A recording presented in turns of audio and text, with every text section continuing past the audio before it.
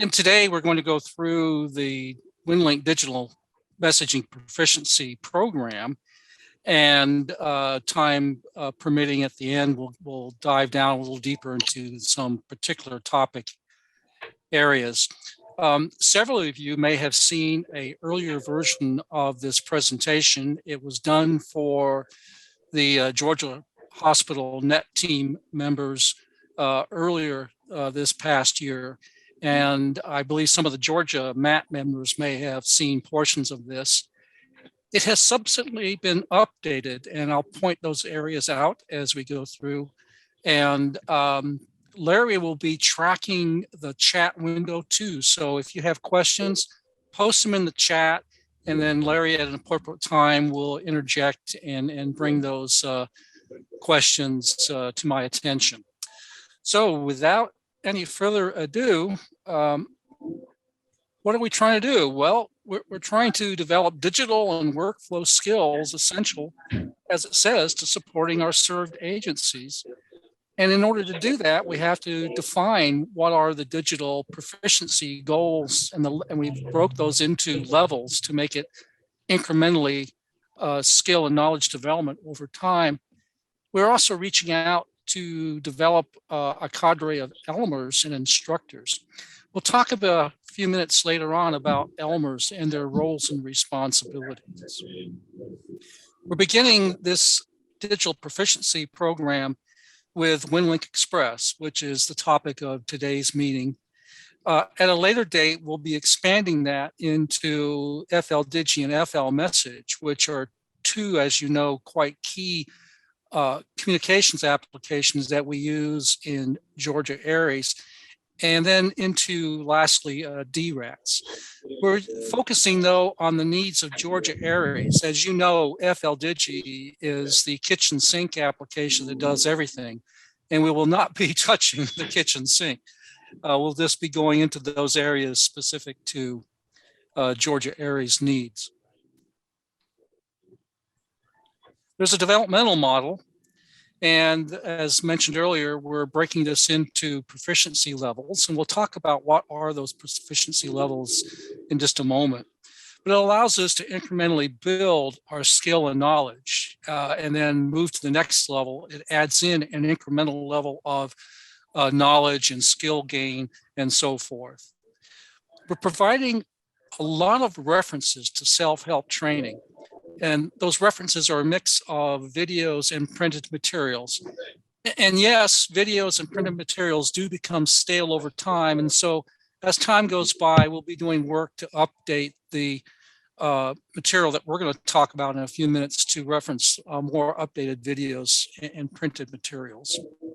But the idea is to allow you, with the help of an Elmer in your area, to be able to go through the training material at your own pace, the pace set by you and your Elmer's availability.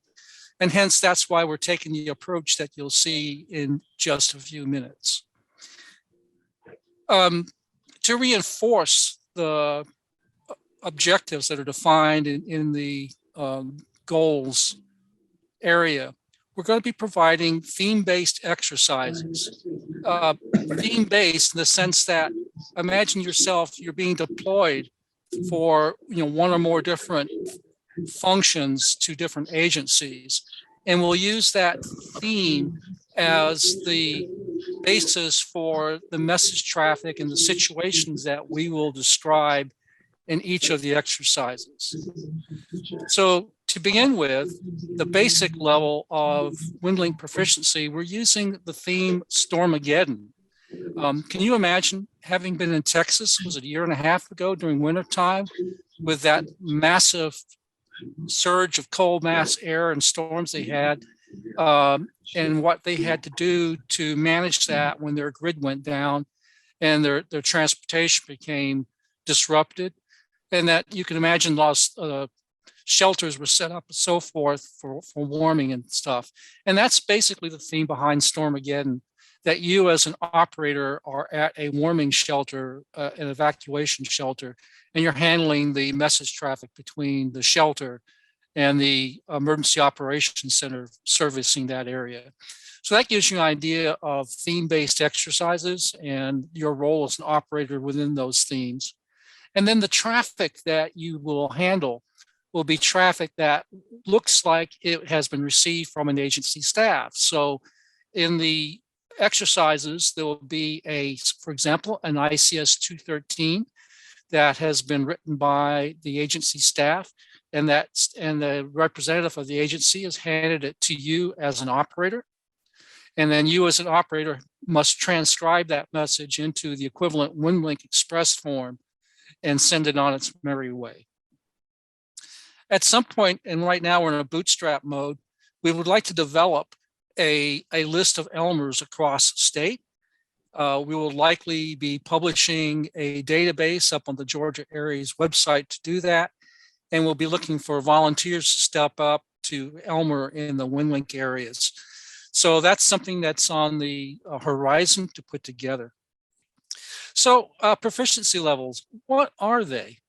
Well, I'll tell you right up front, this is not something that I have invented. This is actually a model that has been used by a number of other Aries organizations. And this particular model that I have modeled after for what we'll be going through originates from Santa Clara County Aries and Milpitas, basically from some Aries groups that are out in the California area. In their model, they have 5 levels, skill levels. They have an unknown, which means you're coming in with absolutely no prior known experience in the area of involvement. And at the top end, there's a specialist category. But keeping it simple for Georgia, I'm just going with basic, and I'm purposely choosing the word independent. Mentally, you can think of that as intermediate and then advanced levels. Now, why do I use the word independent? And the idea is that you should have enough level of skill to operate, as the word implies, independently at, for example, a EOC or a shelter or a agency's site. Operator should require little or no assistance. And this level of operation should be what all our, for example, hospital team net members are at. This is the independent level. Georgia Aries MAT team better be independent, if not advanced. Is that correct? I'll let Don make a comment about that later. But sorry, go ahead, Don. Absolutely, sorry. Okay. So I mentioned, this is a model that's been incorporated by other Aries groups, and these are the 2 that stand out quite predominantly. They have gone to an extreme degree, and they model this after the National Instrument Management System's resource typing structure. And they also go in not just into digital communications, but they also go into voice operations, which would include at the higher end of that net control type of operations, field deployment, shadowing at events and stuff. So if you ever interested in looking at a pretty meticulous and detailed breakdown of skills and knowledge requirements, go to one of these 2 sites that I have the URLs published for. And with that said, gentlemen and ladies, this slide set that we're going through is up at the Georgia Aries Winlink files area, and I'll show you that in just a few moments. So let's go ahead and look at what the basic Winlink Express operator is. And this, as I mentioned earlier, is really something that we would like all Georgia Aries members to obtain at least this level over a period of time, and then expand from there. The basic level focuses on Winlink operations using packet level.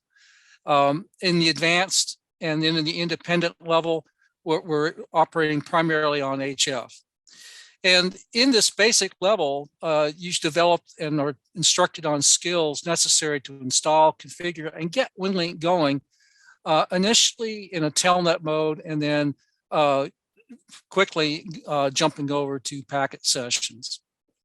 Now, Before I go any further, I'm going to regress a minute. And one of the lessons that we learned over this past year since the initial introduction of this is that there are areas of our state, and some of you that are listening are in those areas, where there is no packet RMS gateway infrastructure. And we'd like to encourage, if at all possible, in those areas that you do in your radio clubs and so forth, look at putting in place a RMS gateway and supporting that over time. But we do realize that from a standpoint of today and going on for some to be determined period of time, that packet operations are just not available across our state. And we've made some accommodations for that situation. We'll talk about that towards the end of this particular presentation. But just recognize that we're accommodating that particular need. So in the basic level, what are you going to learn? Well, you're going to learn the fundamentals of creating a message. And we're going to focus on the use of ICS 213, 214s, and you'll learn about what is an ICS 309 and an ICS 214 forms itself. And then lastly, we're going to drop into peer-to-peer session operation. It's also key to point out that a part of this training, it's not just learning about Winlink Express, learning about what is an RMS gateway and what is a CMS server. It's also learning about the workflow associated with staffing a agency's radio site, whether it be an EOC or mentioned earlier with Stormageddon, you're operating at a shelter, doing shelter operations. Most facilities now use the incident command system. And for you as a radio operator, the ICS 309 to track communications activity and the ICS 214 or its peer form, the 214A individual activity form, are key documents that agencies following the incident command system expect you to use. They're also legal documents. So what you put down on those forms can potentially be used in the code of law. So you need to take those forms seriously. And for that purpose, we have put into the Winlink Express exercises, utilizing those forms as you go through each of the message traffic scenarios. So we hope you find that also of value. It's a key part of what we need to do as Aries communicators in working with our served agencies. If possible, we want you to go through RMS gateways, and also if there's a digipeater in your area, go through a digipeater so you gain that experience. Now, here again, there's a void of digipeaters, let alone RMS gateways in the state. If you're in a metro area, you're fortunate. For example, here in Gwinnett County, we've got 4 digipeaters, 3 of which I can reach from my location, and we've got multiple RMS gateways. In fact, I've got one in my house, N7GRB-10, that services the area. But you get down south to Macon area, you're not so fortunate. The coastal areas, I don't know of any infrastructures that's in place there. But as I said again, we made some accommodation for that, and I'll talk about that in accommodation in a few moments. But if you don't have access to an RMS gateway or digipeater, and you have another ham radio operator in your area who's familiar with Winlink or wants to become familiar with Winlink, you can always buddy up with that other operator and do peer-to-peer sessions and get that experience with packet level operation in peer-to-peer mode. We already talked about these forms, but we'll have multiple instances of using these forms in the Stormageddon. Repetition is a key word here. So the Winlink check-in, the Winlink check-out, well, not an ICS form, is a very versatile form that we have switched to use in Georgia Aries for the Sunday net, for example, to check in to the Sunday net. It's very versatile in a couple of means. One is you can enter in your GPS coordinates, and it provides a Maidenhead grid square, a military grid reference. And most recently, if any of you have heard about Watt 3 words, they now support Watt 3 words in the check-in form, which is an interesting change. But anyway, it has its place in communications. And so for the Stormageddon level, the basic level, we're using the check-in and check-out for the operator to check in with their NCS, their Elmer, NCS and Elmer being treated as identical roles in what we're going through here. And get the experience of using Winlink and get the experience of using that form repetitiously as they go along through the Stormageddon exercise. As many of you know, there's a lot of standard template forms in Winlink. If you have not been into the Winlink standard template forms, they cover a wide range of topic areas, interest areas, of which the incident command system is one. There's also a set of forms, for example, for the hospital incident command system. And likewise, there's forms for weather reporting, which in the Stormageddon scenario, hey, you may be asked to do a local weather report. So get to guess what, guys? You get to go experience that. Going on to the next level. So the independent, and here again, I use that in lieu of intermediate. We're focusing on HF operations interfacing more closely with served agencies. And so we're going to be using Winlink HF sessions. And you'll go through some of the same message forms that we'll see in just a moment that you did in the basic, and we'll introduce some new ones. You'll go through some of the same procedures with HF sessions as you do with the packet sessions, in the sense that you'll be going to an HF-based RMS gateway, and you'll be doing HF peer-to-peer sessions. You'll also do some of the same operations that you experienced in the basic level. For example, and I'll ask you to raise hands or speak out, but ask yourself, have I ever forwarded a message? Have I ever done a reply to an ICS 213? So, you have some operators, for example, that may be able to create messages, but they've never forwarded a message, or for those message forms that support it, for example, the ICS 213, they may have never done a reply to a ICS 213 message. So the training scenario will take you through that process. Another interesting feature of Winlink Express is the ability to attach and remove documents. And in the case of the independent level, you'll be attaching a CSV file, and also you'll be attaching a image of a map and taking the necessary steps to reduce that image size to one that's more manageable by the Winlink system. There's another feature of Winlink that's really been starting to emerge here over the last couple of years, and their forms have been going through some changes to support this. But one of the interesting facts of Winlink forms, and this is more specific for the initial form that creates a message and not for forms that do a reply or other after the initial message has been sent type of operation. But you can take a Winlink standard form, an ICS 213 initial form, for example. You could put that on a thumb drive or otherwise make it available to your served agency. If you're at an EOC, that might be the EOC staff at their various stations. And they can bring up the ICS 213 using a web browser. They can fill in the ICS 213 information themselves.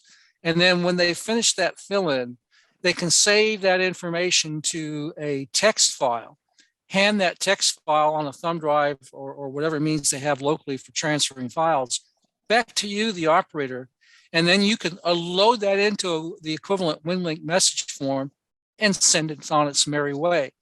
So that's a particular technique that we'll be instructing on in the independent level operator program.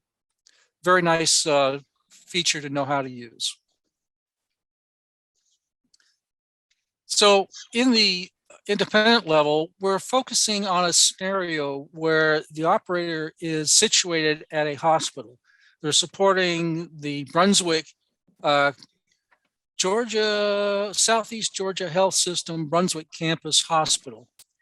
And they've been dispatched by the Glenn County EOC to provide communication support at their hospital. And while at the hospital, they're supporting the hospital's incident command system.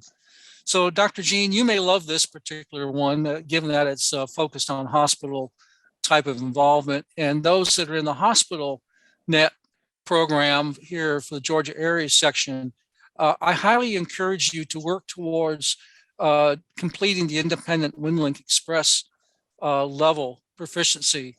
So you have an exposure to some of these additional HICS forms. So we'll revisit here again, repetition builds skill. We'll be revisiting the ICS 213 and RR. And once again, the 214 and 309 will always be with us through these exercises. But you'll be introduced into some Winlink forms for providing hospital status, the bed count report, and a new ICS form that we haven't seen before, and that's the ICS 213 resource status change. We'll use the 210 form in lieu of the Winlink check-in and check-out for the independent level of operation. So I just want to also put in a plug for the bed count report and hospital status report. If you look back over the last 2 years with our COVID pandemic, you know what was some of the most critical information that the state and federal government needed? And they needed information on available beds and beds committed to the use for COVID-19 and so forth. And that information was used to determine whether or not there was a need for putting up temporary, medical facilities for patient care at various places. And imagine if we had, in that earlier phase of the pandemic, a major grid down scenario. This particular communication support for the hospitals would have been that much more critical. So we'll get some exposure to what these forms are and the role. Moving on to the advanced level. So the advanced level, as far as exercise material, is yet to be put together. So we're talking about a future release, but it's going to focus on North Georgia areas of operation using the scenario of a massive earthquake. The Madrid fault zone up in Tennessee and Kentucky, and then over in eastern Tennessee, there's a fault area. 1854, 55, I think, was the last major shift of that Madrid quake.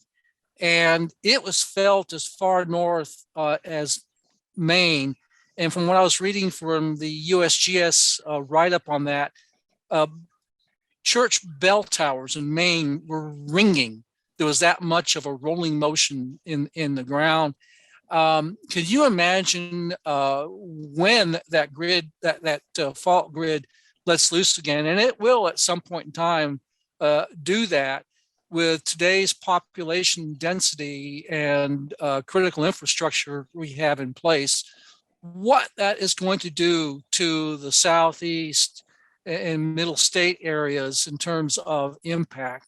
And so that's the theme for the advanced operator. And in that scenario, the operator will be acting at a Red Cross evacuation station. The operator will also be taken on field disaster survey type of activities, supporting survey team to EOC or incident command post communications. So that's going to be the nature of the theme for the advanced level operator. And USGS has got this great little website. Did you feel it? The Winlink folks, Mr. Oliver out in California was the instigator behind this, had a equivalent Winlink form created by the development team for USGS. Did you feel it? And coordinating with USGS, you as a Winlink operator can address that did you feel it report directly to the USGS and enter in a report directly into their database system. And there's some mechanisms there to do statistical analysis and so forth. And the USGS highly encourages radio operators, amateur radio operators, to send in these did you feel it reports, even for exercises. Now, there's a field that you select exercise, which it defaults to in the form, but they're very much interested, as I found out from Oliver and other discussions, in understanding whether there are radio operators across the US that are knowledgeable of this form and know how to use it. So if you guys in your local areas ever want to do something kind of fun for a Winlink practice session, do a USGS did you feel it report and submit it to USGS, but make sure you have it tagged as exercise. Otherwise, it's going to cause a little bit of difficulty there. We're going to revisit as I mentioned before, practice makes perfect, the 213 and the 213 and 14 and 309s. One of the more advanced levels of operation with Winlink Express is merging two different technologies together and have it serve an effective function. And one of those is that the MBIMS Narrowband Emergency Message System FL Message app does is, if you haven't heard of it, but you can run FL Message as a standalone application without FL Digi. And you can run that from a thumb drive. And when it runs from a thumb drive, it doesn't come up in the advanced mode of operation that many of us are quite familiar with operating. It comes up in what David Fries calls an agency operating mode. In that agency operating mode, all that feature set that we see in the advanced operation of FL Message is gone. It allows you to create a message, it allows you to edit a message, and it allows you to view a message, and that is it. Now, the folks out in Northern California, the American Red Cross guys out in Central and Northern California have embraced the MBIMS FL Message mechanism as modified by David Fries. And the Winlink development team put together a set of FL Message forms that mimic standard forms used by the American Red Cross. And so in the Central California, Northern California areas, all their Red Cross deployment kits have a thumb drive in it. And that thumb drive has FL Message with the Red Cross forms. And so the non-radio operator Red Cross participants can basically draft a Red Cross message, and then with the FL Message standalone, and then they can provide that thumb drive with that saved FL Message to their radio operator supporting them. They in turn can take that FL Message, attach it to a Winlink message, and send it on its merry way, and the recipient takes that attachment off, provides it back to the area representative from the Red Cross that's involved with the mission, and they in turn can see the form, the message that came from the disaster area, and see it in their normal view, which is a full form view. Really a nice technology. I'm using the Red Cross forms as the training vehicle for this, but there are other FL Message forms that have been developed and are available in the MBIMS group in their files area that this applies to. For example, there's a Missouri, their emergency management agency has their own resource request message that they want Missouri participants to use. And so there's an MBIMS FL message form for that. So here again, this is merging the world of Winlink and MBIMS FL message together to provide a more effective use vehicle for our served agencies in communicating and authoring and viewing their own message traffic without the operator having to be other than get it on its merry way to its destination. Cool, huh? We've talked about those 3 levels that I've introduced, and we talked about a thumbnail of what's to be accomplished in each level. Let's take a little bit of a deeper dive here and talk about the supporting documentation for this proficiency program for Winlink. So the leading document is the Georgia Aries Winlink Proficiency Goals document, and that basically describes what we just went through in those 3 levels. And it also, in one spot, puts the goals expected to be accomplished in each of those 3 levels, and then provides a list of training material available to support each of those 3 levels. And I'll just tell you, I originally wrote that document for the MCOM training organization some time back. And I said, you know, Georgia Aries can benefit from this more directly. And so I took that document I wrote for the MCOM training organization, recast it, and updated it towards Georgia Aries needs.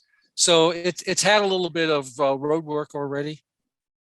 Now, just having proficiency goals in of itself, and Larry went through this a year ago, and that's what has ended up resulting in what we'll be going into next is the actual self-help training materials. So the goals document is not by itself in of enough. So what we've done is for the basic, independent, and to be done advanced levels, there's a set of documents that come for those levels. One is an ICS 201 incident action plan summary. And, you know, I talked about the themes, Stormageddon and the hurricane grid down. So if you're involved with an actual incident, the incident commander and his team will put together an ICS 201 incident action plan. And it actually consists of several documents that form the plan. But there is a 1 document summary, that's the 201, that is used for quick briefings and so forth. And that's what you will see for each of the proficiency level supporting document. You'll see that incident action plan. And that gives you kind of a background that, as I have just discussed a few moments ago, for each of those 2 levels and to be done 3rd level. The playbook comes next, and that's a key document. You know, it defines at the high level the objectives for, in this case, let's focus on the basic level Stormageddon. It provides pre-work, and that pre-work is very important. And then it'll talk about the general conduct of the training, what you are to accomplish. And at the very end, there's a self-graded quiz, and I'll just tell you up front, the answers for the quiz are on the following page after the quiz. You'll see that. But try to be honest when you go through it, when you do the quiz. They're very straightforward. And the material in the playbook and the exercises will cover the questions that are asked in that quiz. And I'll show you an example of the Stormageddon playbook shortly for pre-work. So then we have, following that, a set of exercise instructions, and they're greatly illustrated with basically screen captures, with step-by-step instructions. The basic level, they're very basic step-by-step instructions, realizing that many of the users for that basic level course will be new to Winlink, and having the detailed step 1, step 2, step 3 will be helpful. When we go into the independent level and the advanced level, do not expect that level of detailed instruction. It'll be more generalized because you'll be expected to know how to start a Winlink session. You'll be expected to know how to initiate a new message as you get into the higher levels and so forth. But for the basic level, stand by for a lot of detailed instructions. And for those of you that are doing the basic level that have prior Winlink experience, I apologize, but this has been written, the basic level has been written for exactly that, a very basic introduction to Winlink. So just bear with it as you go through. So the exercise is broken down into sessions. Each session may contain 3 or more messages, and those messages follow the themes I have mentioned earlier. The messages introduce new skills and knowledge, and towards meeting the knowledge objectives for that particular session, and directions are provided on each message. I will mention that a key part to this is that you are supporting an agency. They are handing you a message to get to its destination.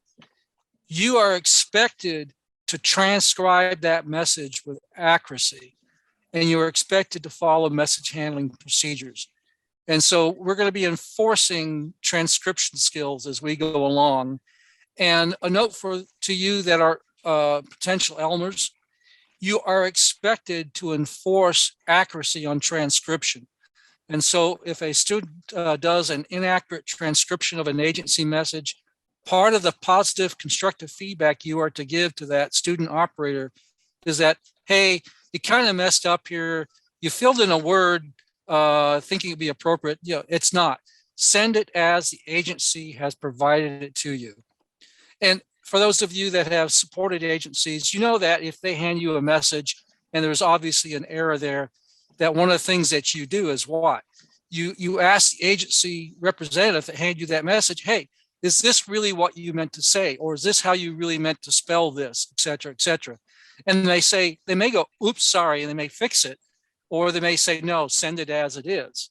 And, part of the transcription process and part of the workflow that you're going to go through in these exercises is that there'll be a direction at the beginning of each message that says, review the message, ask your agency representative of any questions and so forth before proceeding. So that's part of the workflow that you're going to be experiencing.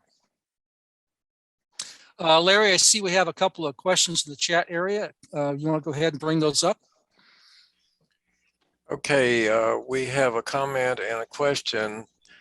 This W4RMZ asks, this might be discussed later, but how can a new operator get access to this program, and what equipment is needed to operate Winlink, and who can be contacted if there are any issues? That's a great segue for the next slide. What's the next? So just wait on that one for a moment. And what's the next question, Larry? It's actually a comment from Greg Tillman. Go to winlink.org and set up an account and all that, which you will be covering. So we'll let you go ahead. Yep. And I just saw, all I get on my end, by the way, is just a pop-up that says there's a chat session message, but I don't see the message. So Larry, what's the next one? Okay, radio signal link. Somebody answered a radio signal link antenna and the world is open to you, and that is correct. Yep. Yep. Don't forget the antenna. You do have to have that. Okay. So where can you go to get this material? That is a perfect segue into the next one. And that is because of restrictions for using the Georgia Aries website, we're publishing this material on the Georgia Aries Groups IO.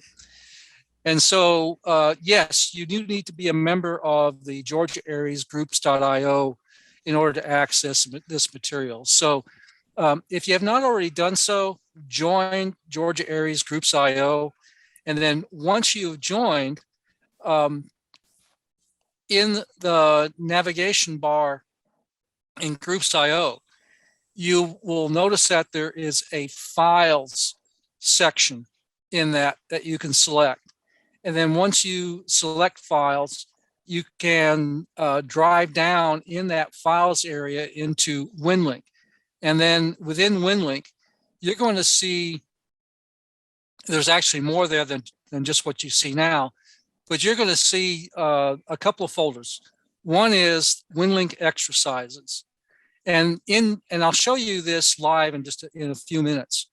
And then the other one is contributed radio configurations. And I'm asking those of you that are current Winlink operators, if you have not already done so, document your configuration, your radio, whether you're using a signal link or you're using a TNC, and then describe its setup. And then having done so, send that right up to either Larry, Lee, Stone, myself, Don Coltrane. We all have the right privileges to be able to load into the file section materials, and we'll go ahead and publish that to the contributed radio configurations. There's only a handful there now, but also there's other sites where there's information for radio setups. For example, if you're a 991 user, there's a couple of really nice write-ups in the winlink.org how-to recipe section. I'll show you in a few minutes that. The Winlink Proficiency Goals document that I have mentioned as the kind of the lead-in for all this stuff is there. Yesterday, I just published the slides that you're going through here. The older version that was there from the HospitalNet presentation much earlier this year has been updated with what you're seeing now. So that's where you could go to find this material that we've been discussing. Another great question, came up, and really, how do I get started? And I thought about that, and there's information there in the material I presented on how you get started, but it's really not all in one place. There's a README file in the Stormageddon, in the Winlink exercises Stormageddon folder that you should go to first in the GAARES groups file section. And in there is this particular set of steps. Step number one is you download the material from the Groups IO files area. The next one is you obtain support of a Winlink Express experienced Elmer. We're going to talk about that a little bit more in a few moments.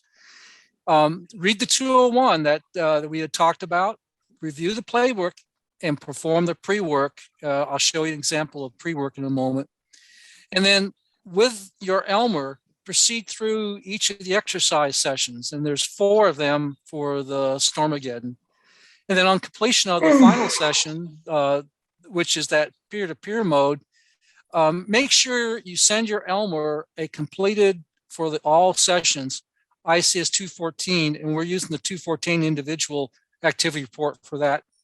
And then also send the ICS 309 that shows all your received and sent traffic.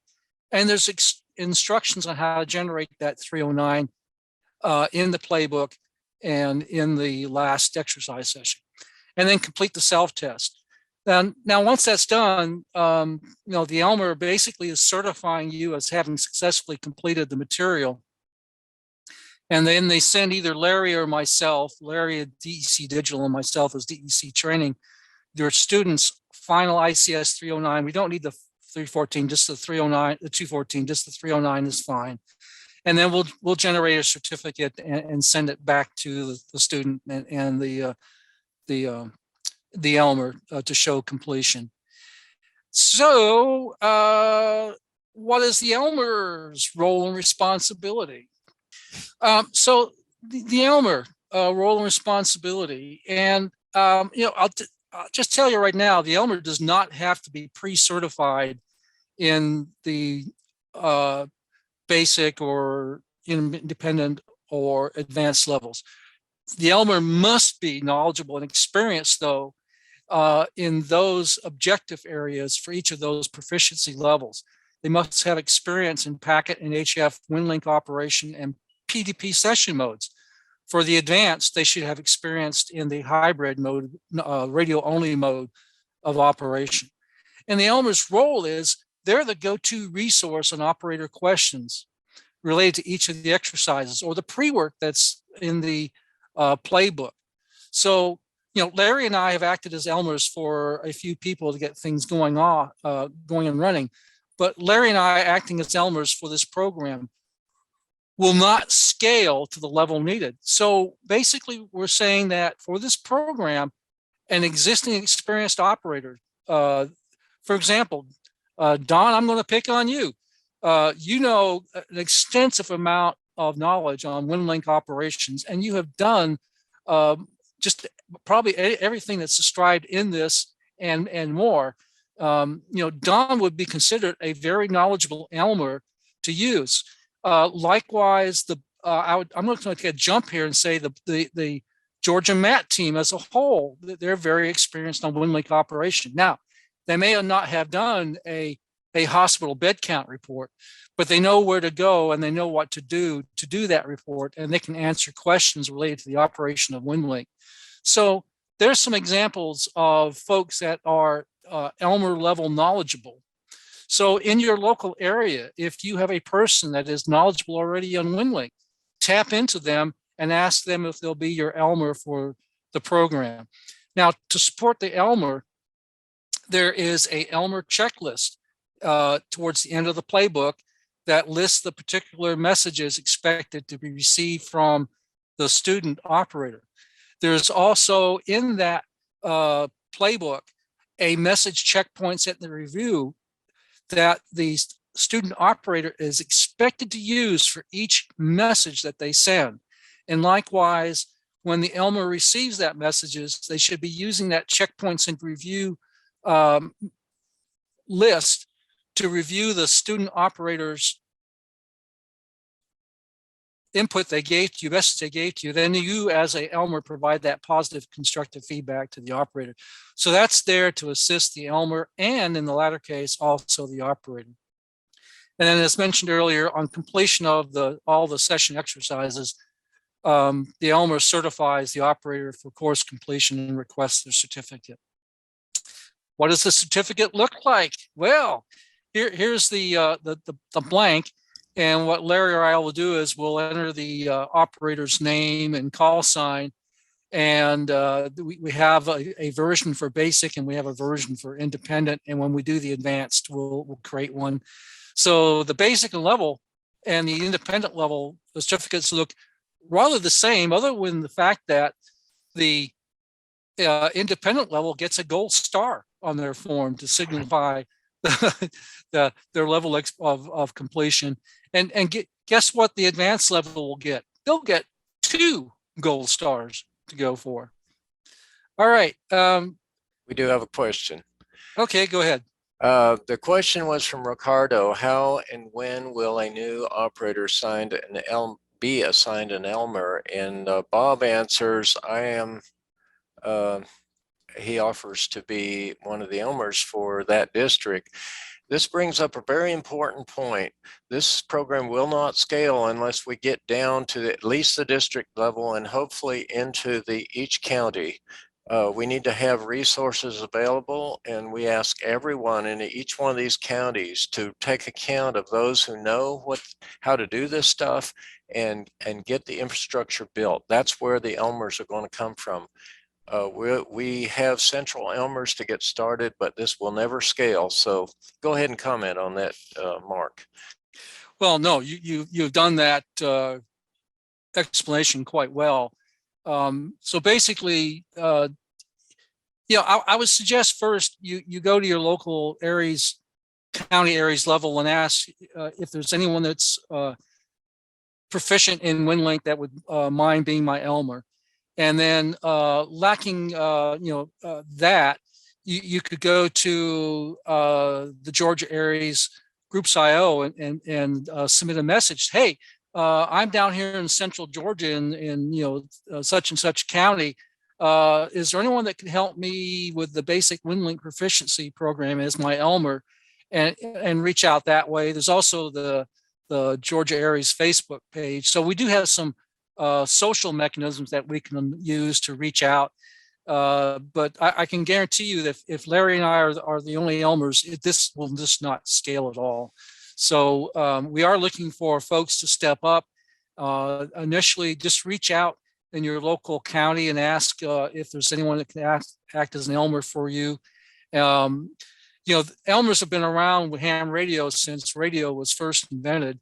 And a lot of it's just been through social means of people that you know. So in the theme of true Elmers, we're kind of sticking with that template, so to speak, of reaching out for help. So we had discussed at one time possibly putting a list of Elmers that volunteer for that role up on the Groups IO in a database. That's on the plate, but we're not there yet. So right now, reach out in your local Aries community and then branch out to those social groups that I just mentioned to see who's available. I hope that Yes. answers the question. So Yeah, on that note, we are not excusing ourselves from assisting you in developing your skills here. What we're asking is that we have a partnership between us and in the state and those in the districts. So we have several volunteers on here right now who are willing to help. If you'd like to read the messages there, Bob, of course, is very willing to help and very skilled. And we have one from the South. I believe Greg Tillman has offered his services as well. No, wait, that's another Greg. Sorry about that. So anyway, check the messages out. But yes, we're here to help, but we ask that you help us as well. So back to Ned. thank you. All right. Some questions that have been asked this past year, and also based upon some lessons learned as we went through some of the initial rollout to some individuals through the state. And I talked about this already, and this was a big one. Basically, for the areas of the state that do not have any RMS gateway infrastructure that you can reach. For the basic level, okay. The key focus that we're going to emphasize on the basic level is you get your feet in the door. You learn what Winlink, you learn how to spell Winlink. You have Winlink installed on your machine at home. You've developed the basic workflow that we talked about earlier, but also you learn how to create a message, and you learn how to view a message. You learn the concept of folders and organizing your messages. That we are putting the emphasis on. And then if you do not have that infrastructure in your area, as I mentioned earlier, if you are HF capable, go ahead and do the exercises using HF. If you do not have HF, then as a last resort, go ahead and use a Winlink telnet sessions for doing the message traffic with your Elmer. Now, there is one area though that telnet just won't hack it, and that is the last session, which is the B4 basic session 4, requires peer-to-peer operation, which means that you either have to have another operator within reach of you, simplex, or there's a digipeater in your area. But if you lack a digipeater or you lack another operator locally, for example, in your Aries group, can you team up with another operator who wants to learn Winlink and then arrange to get together to do a peer-to-peer session? That's an effective way of getting going, because one of the things that you need to sort of learn about in packet level operations is that there's some things called virtual modems, and there's some devices called sound devices that can help you interface with your radio, or you could have a terminal node controller. TNC is what we typically call that. But if you've got a virtual modem, UZ7HO, Andre in Russia, developed a really, really nice virtual modem called Sound Modem that does the role of what a TNC would do, and then you interface with a sound device like a Signal Link. It was mentioned earlier that Signal Link, a radio, and for packet sound modem, those three items. And an antenna, I'm sorry, Larry, I throw in the antenna, can get you a long way with Winlink operations. But anyway, bottom line is, if you are literally at a wit's end that you cannot get peer-to-peer operations because of access to another operator or the situation does not allow you to do so, the Elmer is approved to do a walkthrough of the process with the operator. I recently did one a couple of months ago, for example, where another operator in my area who is very knowledgeable on Winlink, we did peer-to-peer sessions back and forth with using a Zoom session to a person that needed to have a walkthrough of the peer-to-peer session. And that's more than acceptable for this basic level. But I'll tell you right now, for the independent level or the advanced level, telnet substitution is just not approved. But to get you going for basic, go ahead and use telnet session if you have no other means of doing RF communications. I hope that answers that particular question.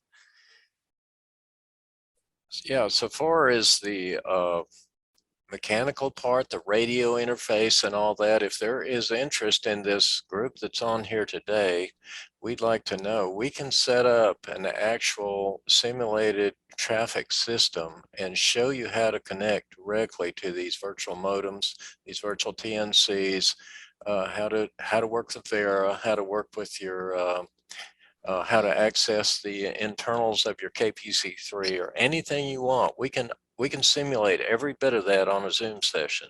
So if you're interested enough to go to that level, that's the other side of this coin. The use of all these forms and the protocol for dealing with our served agencies with accuracy is very important, but it isn't going to go far without the radio side. So if you're interested in that, let us know and we can set up a simulation scenario where you can actually see how this is done. Back to Ned. Yeah, thank you, Larry. And I'll just make another add-on to that. Part of the canceled program that we were going to do down at Gypstick, Larry was going to bring equipment and show the actual live equipment and answer questions related to how it's hooked up and so forth. And that's part of what we lost by having to go down to this other means of communication. But as it can be done through Zoom sessions to a significant extent. So I'd already talked about how do I obtain a course completion certificate, and I'll just drop down the next one. Well, who tracks course completion? When we make up through the certificates, we keep a copy of the PDF that we send you, but fundamentally in the Georgia Aries and probably national, tracking training is done at a local level. So what we recommend you do is when you get your certificate, send it to your, for example, here in Gwinnett, we have, actually it's not staff right now, but we have an AEC for administration and membership. And that person tracks, records of each of our Gwinnett Aries people. But if you lack an equivalent person in your Aries group, send it to your EC, just that they can keep a copy of that locally. At some future date, when we have a replacement for tracking hours and tracking training, obviously at that point in time, we'll ask that the local folks upload your certificates to whatever the replacement for the Georgia Aries database is at that future date. I mentioned this already. The Elmer does not have to successfully complete or be certified in the proficiency program, although we do it's highly desired that Elmers do go through the proficiency program. It'll make them more effective on supporting their student operators. One that's come up, may Pat Winlink be substituted for Winlink Express? I tell you, there is a place for Pat Winlink in emergency communications, but it just does not have the features and capabilities that Winlink Express has. They did very recently, midway this past year, add support for Winlink standard forms, but it lacks several other features that are utilized in the proficiency level exercises. And frankly, when you get on to a supported agency, you're going to be Windows based. most likely. But the answer is no, PAT may not be substituted for WinLink Express. And I know that's going to cause some angst for several people. Yeah, This is hopefully, I'm sorry, hopefully in the future, the WinLink development team will be able to move toward a cross-platform model for development, and therefore Linux and those sort of things. And then that the WinLink platform, which is named after Windows, by the way, hopefully will support everything we need. But at this point, the parent ship is still all Windows based, and we're sorry about that. Another point that Ricky Bramlett wanted to point out is that one of the other ways, if you have 2 radios and 2 modems, some way of doing this thing locally, and you have a second email, WinLink address, you can peer-to-peer, and I've done that here in my house with my wife. You can simulate the traffic with the via 2 radios, and that's okay too. So that's another way to do it. Back to Ned. Thank you. This is the last FAQ question that we have, but when you go through the Stormageddon or the Independent hurricane grid down, or later the earthquake, okay, that material uses WinLink standard templates that were at that point when the material was written present. The WinLink development team goes through an ongoing process of updating forms to either fix bugs, or they may change certain features or add new features on those forms. A case in point, the WinLink check-in form and checkout form, a year ago, or a little over a year ago, did not have a Maidenhead grid. And I mentioned to the WinLink developer doing that form, hey, it would be nice to have it. And then, a week later it was there. Last month, all of a sudden, What 3 Words support popped up. So the Stormageddon exercises, where we have examples of a WinLink check-in form, are based upon a WinLink check-in form at an older point in time. And I hope, and with your understanding when you're going through this, you'll recognize that there will be minor differences between forms. If there is a significant rewrite of forms, then I will go back and I will update the appropriate section of the exercises. But I'm not going to track minor changes as they go through. Another point, case in point, is that when I have an agency form that I use that's for you, the operator, to transcribe, I am at all possible extents trying to use the original ICS form, not the WinLink version of that ICS form, for a couple of different reasons. One is, you as an operator supporting an agency, they're not going to be giving you WinLink forms. They're going to be giving you agency forms. And typically they're going to be the ICS forms. And so where possible in the exercise material, you'll see a standard ICS form and not a WinLink version of that form. An example of a WinLink versus original ICS form difference is a lot of the WinLink forms. An ICS 213 is a good example.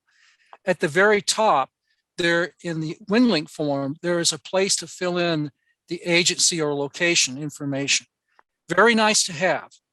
In the standard ICS form, that does not exist. So there's a minor difference between the standard ICS and a WinLink form. So you'll see that. Next point, okay, if you want to practice using WinLink Express, there's a couple of very good opportunities that are here.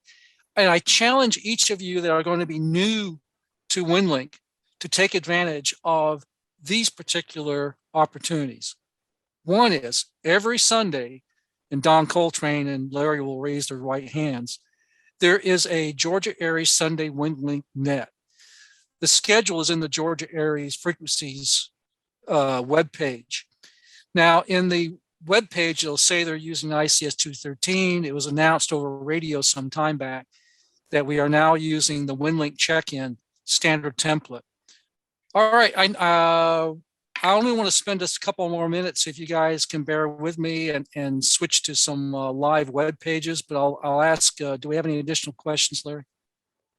Yes, we had one, and I don't know how to answer this. Will we receive a certificate for attending this training class? And that would be nice if I knew exactly how many. I mean, I know we have 40 participants right now, but I'm not sure how to get all their call signs down. I really don't know the answer to that. Do you, Mark? No, I don't. I don't. You'd have to contact us, I guess. We don't plan on doing this. This is not designed to imbue you with the knowledge it takes to operate. It's designed to show you where to go and how to get started. So anyway, I hope that answers somewhat the question. All right. I don't want to take much more time, but basically this is a live view of the Georgia Aries Groups IO, the files section. And in here, you can see that there's a folder called Winlink. You can dive down on that. This is a copy of the slides that we've gone through today. There's some other kind of topic area information in here. So use of Winlink tactical and auxiliary call signs and how you set up and use that is in here. The actual exercises themselves. You can see that Stormageddon is here. And then in Stormageddon, here's a copy of the first page. This is the 201 that you'll see in there with the briefing of the situation that you're going through. Next is the Winlink Proficiency Playbook that I talked about. A lot of material that's in here, and this has it has the pre-work that you should be accomplishing. And I apologize for scrolling down. References to go get additional information.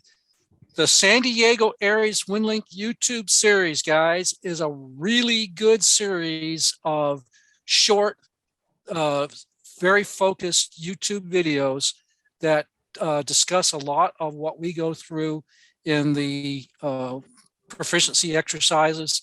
And then there's some things that they don't have on their website. And Larry and I have been working to put those fill in the gaps up on the Georgia Aries Training YouTube channel. So links are that. Pre-exercise activities. The very first thing you do is you download, install, and configure Winlink Express.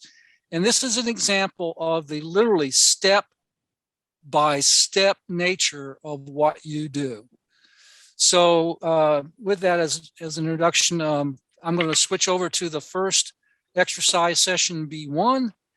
And it has several messages for you to send out. Pre-work required. Well, obviously you've got to go through the playbook, read the 201, so you have an understanding of the theme behind what you're doing. Places to go for self-study. The ICS 214, we're using the 214 individual activity record for this one. It talks about where you can go for more information on this, both documentation-wise and video-wise. And then it walks you through using that 214A individual activity log outside the context of Winlink, which is an interesting capability. I mentioned that earlier. And literally step by step what you need to do. And then takes you through the first Winlink check-in message that you need to do, what to fill out, etc. So that's an example of a exercise session and the level of detail that you will experience going through the Stormageddon basic level. This is the San Diego Aries playlist for their videos. For example, how to download and install Winlink Express, which we cover in the playbook in detail with screenshots. You could go through here and see a live demo of that process in place. How to test your Winlink email account, and so forth. By the way, next weekend's session, which we scheduled at 10 o'clock this time, that we started this one at, we're going to ask that you download Winlink in advance, But we'll go through setting up Winlink once you have it downloaded, and then how to test your Winlink email account. And we'll go into what is a Winlink account and creating a folder. And that will get you going on the basic level pre-work. The Winlink site itself, winlink.org, has a book of knowledge. I mentioned that earlier. And they have this thing called recipes, how-to recipes. So if you go here, for example, here's how you set up a Yaesu 991. And there's a couple of examples on that. There's 2 vintages of 991s, and one covers the older and the other covers the newer. And this is a very good resource for information. Lastly, the second thing I highly recommend new operators to do, Lee Stone, if he's still with us, is actually a key part of supporting this program here in the Southeast for us. But the MCOM training organization, I was a founding member, and I got so overwhelmed with work, I have set aside doing the MCOM training work, and I'm now focusing on Georgia Aries. But basically, if you come down here, there's a couple of links. One is to receive email updates. And basically, it'll tell you to go join the MCOM training groups.io organization. And they will use groups.io to publish their MCOM Winlink Thursday exercises. And then periodically, they'll hold a quarterly exercise of more significance in nature. And then also periodically, they will do Winlink peer-to-peer sessions on HF. And how do you know about that? It's through the MCOM training groups.io. So guys, that is it. And I am going to turn it back over to Larry. Larry, do we have any new questions or any pop-up questions from the group? No further questions. I just wanted to clarify the reason we're casting all these exercises within the ICS 201 format is because we are focusing this training on working in the context of our served agencies, and this is the way they do everything. Anybody that's been to an MCV exercise, which we have one coming up in March here in Georgia, will find that everything we do in these exercises is exactly how it shows up both in ICS 300 and 400 and also at the MCV. So you have to get in the habit of seeing a lot of detail work, following a lot of detailed instructions and accurate transcription. And you will find that the training here is exactly what you need to perform the best you can.